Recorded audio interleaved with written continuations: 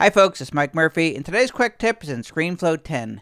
In this tutorial, I'm going to show you 3 different ways to add text in Screenflow 10. The first way to add or insert text in Screenflow 10 is to come up to the inspector panel and click on T for text. You can also use the keyboard shortcut Command 8, and that'll open up the text and tiles properties. Click on this little drop down right here where you see the plus in the drop down, select that, and then click on text. You'll see a text box on your canvas, and you can start typing in text.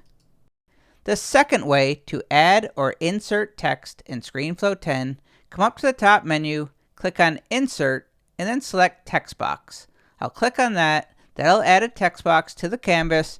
Just type in your text.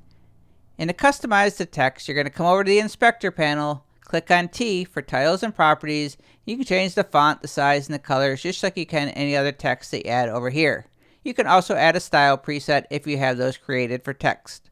And finally, the third way to add or insert text in Screenflow 10, come up to the top left where you see this plus and this little caret drop down. Just click on that and select Text Box.